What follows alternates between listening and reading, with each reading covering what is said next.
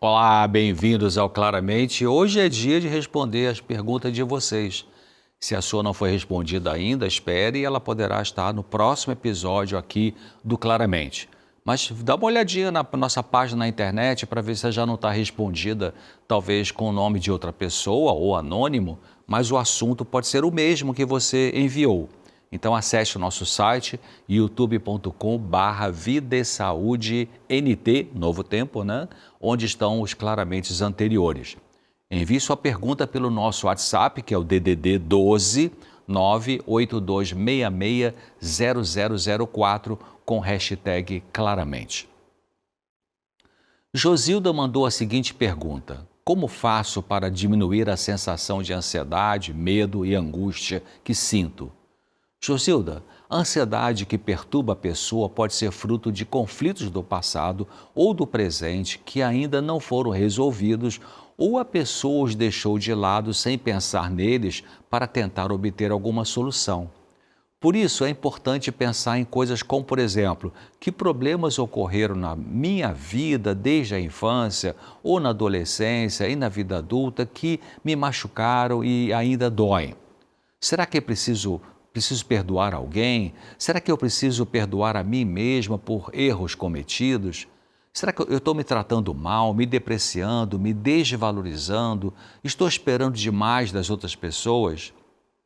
Às vezes, uma pessoa, quando criança, foi maltratada emocionalmente, talvez por pais abusivos, autoritários, com problemas de bebida ou outras drogas, ou pais negligentes, e as consequências desses maus tratos vêm para a vida adulta e se manifestam por conflitos conjugais, dificuldades nos relacionamentos em geral, timidez, irritabilidade, ansiedade, depressão e outros sofrimentos. Por isso, uma autoanálise, que significa pensar na sua história, é importante ser feita para entender a origem dessa ansiedade excessiva, do medo e da angústia que você diz sentir. Se sozinha você não conseguir esses sentimentos, e esses sentimentos, né, ficam perturbando o tempo todo, então procure ter algumas consultas com um psicólogo para ser ajudada. Mas primeiro, ore a Deus, peça a Ele iluminação sobre o que você precisa compreender e fazer para melhorar. Muitas vezes Deus resolve direto com a pessoa aquilo que a faz sofrer, seja ajudando-a a saber o que fazer para melhorar, ou seja para dar forças a ela para aquilo que a solução não está nas mãos dela. Assista os programas que eu já apresentei aqui sobre como lidar com a ansiedade e o medo. Basta entrar no nosso canal do YouTube, né, como eu falei, youtube.com/vida e saúde NT de Novo Tempo. Flávia mandou uma pergunta grande que, em resumo, é o seguinte. Ela disse assim: eu perdi um grande amor da minha vida dentro da minha casa com um infarto fulminante e mesmo eu sendo enfermeira não consegui ajudar. Meu desespero foi saber o que ele estava tendo e não ter recurso para ajudá-lo. Amo minha profissão, sou formada há 7 anos e já ajudei a salvar muitas vidas. Porém, há 2 anos me sinto perdida e ainda dói muito, pois a pessoa mais importante para mim não consegui salvar. O que aconteceu e acontece comigo? Parece impossível eu me encontrar novamente, disse ela. Flávia, é realmente triste a sua história. Perder pela morte uma pessoa querida dói muito. É verdade que ninguém poderá substituir seu marido, mas sua vida continua e é importante desfocar a sua mente dele e se concentrar em outras pessoas que também são amadas por você, como filhos, irmãos, outros parentes e amigos. Se concentre também no seu trabalho, continuando a ajudar os pacientes sob a sua responsabilidade. Toda vez que a sua mente se voltar para ficar fixada no seu marido, decida pensar em outra coisa, ou pelo menos evite pensar demais nele. Isso não será errado e nem frieza com a lembrança da pessoa dele, mas será uma libertação sua para evitar esse estado de desconforto emocional que você sente. Guardar boas lembranças dele é correto, mas quanto mais você ficar ligada demais nas lembranças dele, talvez se sentirá mais perturbada. ele continua no seu coração e deve continuar mesmo, claro. E Deus está disposto a lhe trazer alívio desde que você busque Deus de todo o seu coração constantemente.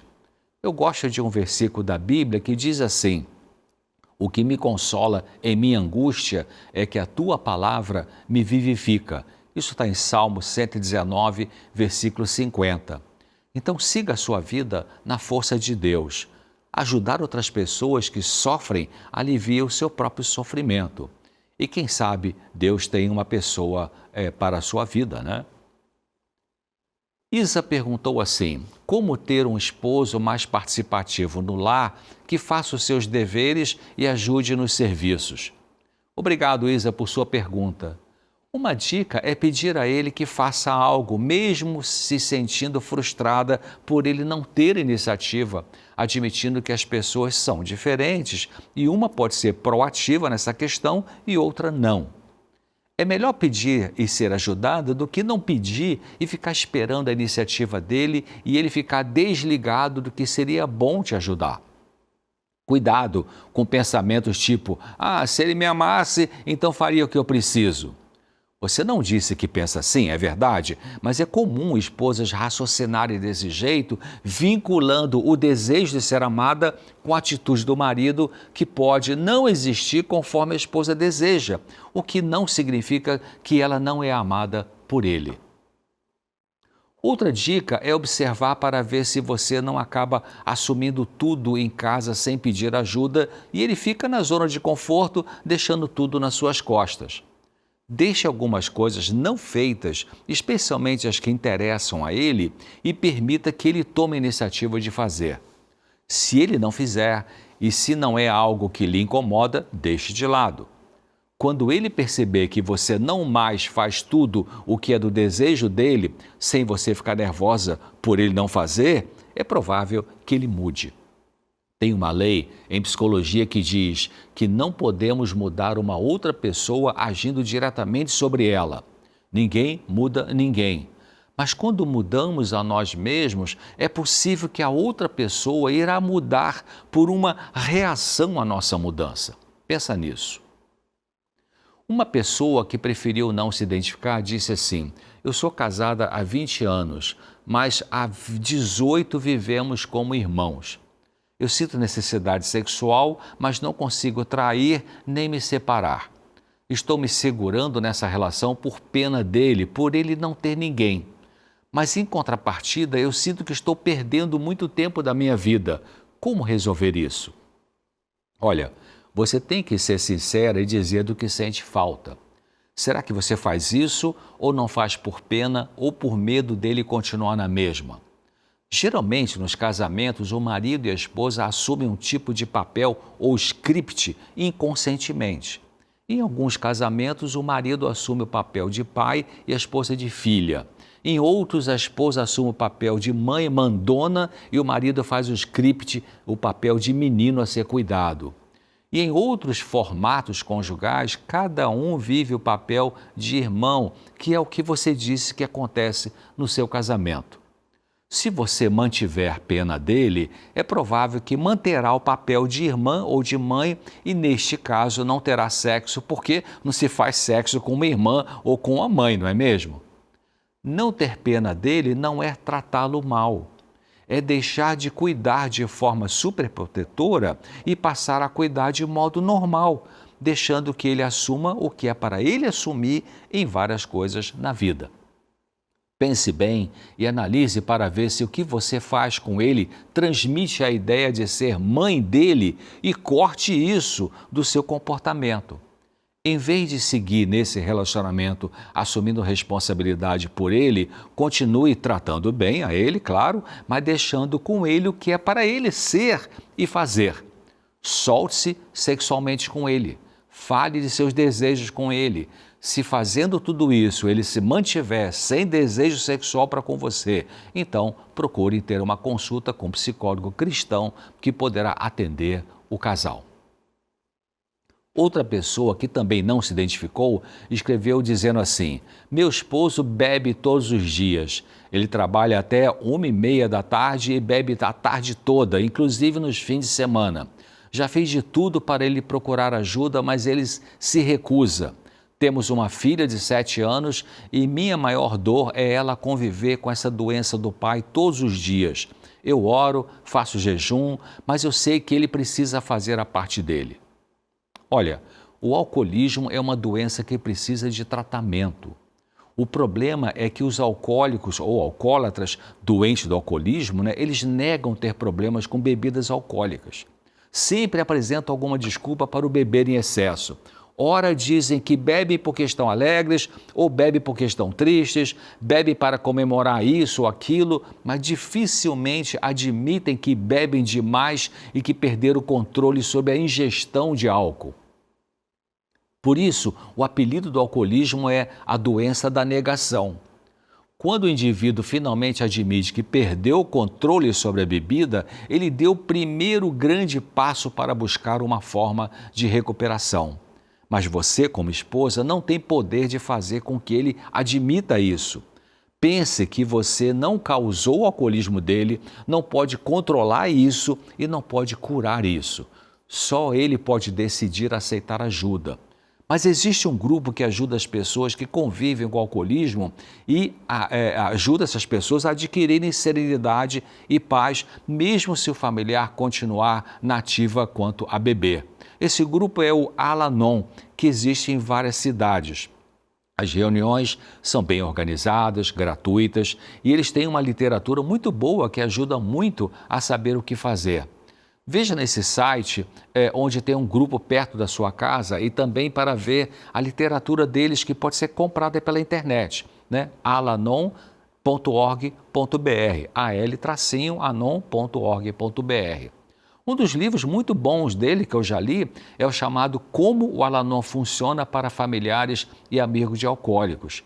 Nesse livro, a primeira parte fala das técnicas do grupo, descreve os passos e lemas a serem usados no convívio com o alcoólico.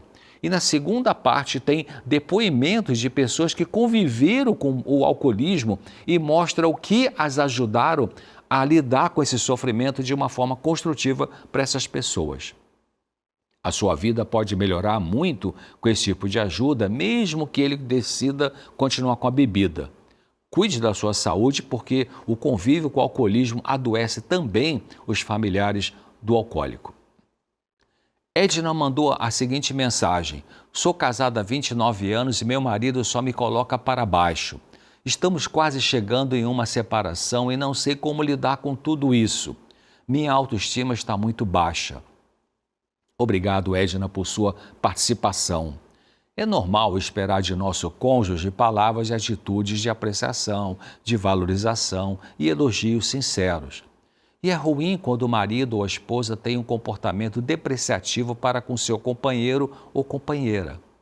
Primeiro de tudo, observe seu próprio comportamento para ver se a sua forma de reagir ao que ele faz é autoritária ou se é ao contrário, passiva, sem se defender. Se for autoritária, então lute com Deus para Ele lhe ajudar a se tornar uma pessoa mansa com autocontrole emocional. Se for passiva, também peça a Deus, ajuda para lhe dar coragem de ser, de falar, de defender o que você sabe ser necessário em vez de se anular. Você disse que estão casados aí há 29 anos e se ele ainda continua te tratando mal, cabe falar com ele que você não quer mais ser tratada assim. Explique para ele como você se sente quando ele faz isso ou aquilo que te machuca. Mas veja que quando falar sobre isso, o foco da conversa não deve ser a atitude dele, mas o seu sentimento que surge por causa do jeito dele lidar com você. Uma maneira errada de falar com ele é: você é grosseiro, você me trata mal, você me faz infeliz. Nesse exemplo, veja que o foco do que você está dizendo é atacar a pessoa dele. Não melhora nada e só piora. Uma maneira correta de tocar nesse assunto, de ser maltratada por ele, é você dizer a ele, por exemplo: quando você me diz certas coisas, aí você dá exemplos, Sabe como é que eu me sinto? Aí você descreve como é que você se sente. Nesse caso, o foco da sua conversa é falar para ele como você se sente quando ele faz aquilo ou isso ou aquilo. Preste atenção também para ver se você não tem se anulado como pessoa, para ver se consegue ser valorizada por ele e pare com isso. Entenda que a sua vida não pode ser o casamento. O casamento é algo na sua vida, na vida de uma pessoa, mas tem muitas outras coisas importantes também, como os filhos, a profissão, os amigos, outros parentes, a vida religiosa, os seus hobbies. Então, comece por cuidar melhor da sua individualidade, fazendo o que gosta e que não depende dele. Seja franca com ele, falando de que não quer mais ser depreciada e que você está preocupada em continuar o relacionamento desse jeito, mas não como ameaça, mas abrindo seu coração com sinceridade e vamos ver o que vai acontecer. Deus vai te ajudar.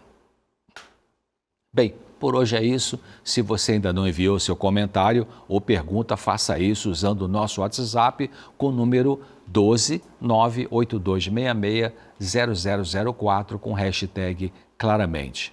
Até breve.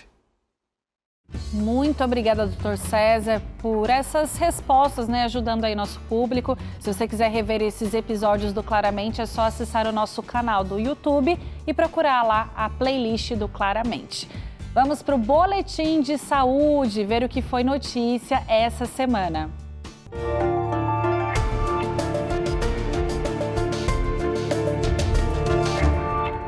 Olha só, fumantes têm risco 3 vezes maior de desenvolver câncer de bexiga em comparação com não fumantes. A informação foi divulgada pelo Instituto de Urologia, Oncologia e Cirurgia Robótica. Os resultados revelaram uma clara relação entre o tabagismo e o aumento do risco de câncer de bexiga. Os fumantes apresentaram um risco 3 vezes maior em comparação com os não fumantes. Os pesquisadores explicam que os componentes químicos presentes na fumaça do cigarro entram na corrente sanguínea e são filtrados pelos rins, concentrando-se ali na urina. Essas substâncias tóxicas podem causar danos às células da bexiga, aumentando assim o risco de desenvolver o câncer. Segundo a Organização Mundial da Saúde, o uso do tabaco também é um fator de risco para doenças cardiovasculares, doença respiratória crônica e diabetes. O cigarro é responsável por 30% de todos os tipos de câncer. Vale lembrar que o SUS oferece tratamento gratuito para quem deseja parar de fumar. Os interessados devem se informar em uma unidade básica de saúde aí na sua cidade. Agora, gastar muito tempo para se deslocar nas grandes cidades pode afetar o bem-estar emocional da população. De acordo com a pesquisa Mobilidade Urbana na Cidade, em São Paulo, estima-se que a população gasta em média 3 horas por dia no trânsito. Isso é muito superior à média global, que é de aproximadamente 1 hora por dia. O estresse causado pelas longas horas presas no trânsito, a impaciência e a irritabilidade podem levar a um aumento no nível de cortisol, que é o hormônio do estresse. Um estudo americano revelou que aqueles que percorriam mais de 45 minutos para o trabalho tinham níveis mais elevados de estresse do que aquelas pessoas que faziam viagens mais curtas. Esses trabalhadores também eram mais propensos a terem uma qualidade de sono ruim, o que leva a uma série de problemas que vão desde a ansiedade e depressão até prejuízos na concentração e produtividade. É válido destacar que reduzir o tempo de deslocamento nas grandes cidades não é apenas um desafio individual, mas também uma questão de políticas públicas. Então, buscar alternativas ou rotas alternativas menos congestionadas e utilizar o tempo preso no trânsito de forma produtiva, como ouvir uma música ou audiolivros, pode ser aí uma alternativa para aqueles que precisam enfrentar o trânsito no dia a dia. E um estudo sugere que se apaixonar na terceira idade pode ser uma forma de ter mais qualidade de vida. O estudo traz informações em um momento em que a expectativa de vida aumentou bastante e já ultrapassa 30 milhões de pessoas acima dos 60 anos, de acordo com os dados divulgados pelo IBGE, o Instituto Brasileiro de Geografia e Estatística. Os estudos mostram que uma parceria amorosa na terceira idade pode trazer alegria, companheirismo, apoio mútuo e um senso renovado de propósito. Além do aspecto emocional, há também benefícios físicos, como redução do estresse, melhora no sistema imunológico, além de promover um estilo de vida mais ativo. Porque casais idosos muitas vezes se motivam a cuidar da saúde, adotando hábitos saudáveis, como a prática de exercício juntos, uma alimentação equilibrada e realizar exames médicos regulares. Além disso, ter alguém com quem compartilhar experiências, sentimentos e desafios pode ajudar a reduzir o risco de depressão e ansiedade. Ou seja, o amor na velhice pode proporcionar uma sensação renovada de autoestima, confiança e felicidade. Viva o amor, né, minha gente? Olha só, essas foram as informações do Boletim de Saúde. Na próxima sexta, trago outras informações para você. Combinado? A gente vai agora para a nossa receita. Gente, dá uma olhadinha nesse pudim de chia com manga e coco. Olha, vou revelar que deve estar muito saboroso isso daqui e é bem fácil, viu? Então não perde não, que a gente te mostra daqui a pouco como fazer essa sobremesa saudável.